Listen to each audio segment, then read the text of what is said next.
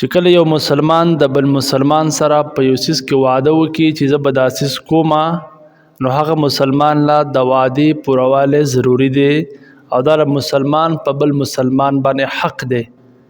تر دې چې بعضې علما وایي چې وعده پوره کول دا واجب دی، خو اکثر علما وایي چې کله یو انسان د بل مسلمان سره وعده وکړي نو بیا که چیرې د په نیت کې دا و چې زه به پوره کړمه او د پوره نه کړله نو دی بیا ګناهګار نه دی. خو علما وایي چې حتی الامکان کوشش دا پکار دی چې مسلمان دی د وعدې د پوروالي کوشش کوي. یو حدیث کې راځي عبدالله ابن ابي الحسمه دا یو صحابي دی، د نبی علیه الصلاۃ والسلام د نبوت د مخکې د هغه زمانې تذکره کوي چې کله نبی علیه الصلاۃ والسلام ته نبوت لا میلاو شوی نه و. دی وایي ما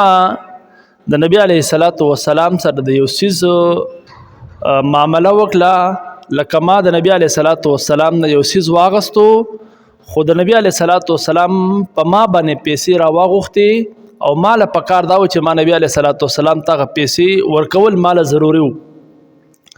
وایي ما نبی علیه الصلاۃ والسلام ته وویل چې یو ځای مې ورته وښودو چې په پلانکي ټیم کې په پلانکي وخت باندې به زه تا ته دا څیز دا کومې پیسې چې بقایا پاتې شوي زه به تا ته ادا کومه. دا صحابي وایي فنسیت فذکرت بعد 3 وایي زما نه د نبی علیه الصلاۃ والسلام سره چې کومه وعده مې کړې وه چې زه به تا ته دا بقایا چې کوم دا پیسې دي هغه په پلانکي ځای کې زه به تا ته حواله کوم، خو زما نه دا هیر شو او په دې کې وایي 3 ورځې تېرې شوې، 3 ورځې پس ما ته رایاد شو ما چې نبی علیه الصلاۃ والسلام سره وعده کړې ده. نو وایي زه چې کله لاړم هغه ځای ته چې کوم ځای ما د نبی علیه الصلاۃ والسلام سره وعده کړې وه، نو وایي نبی علیه الصلاۃ والسلام هلته و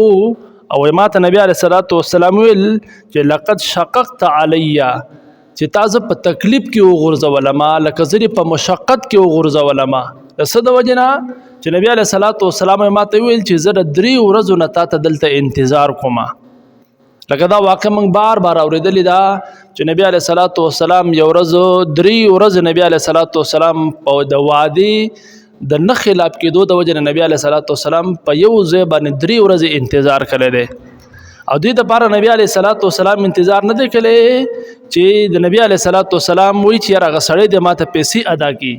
بلکې نه نبی علیه الصلاۃ والسلام د دې وجې نه انتظار کوو چې هغه مسلمان سره ما وعده کړله چې وعده کې چېرته زما سره هغه کمې کوتاهي رانه شي. نن محترمو زموږ د مسلمانانو د عادت جوړ شوی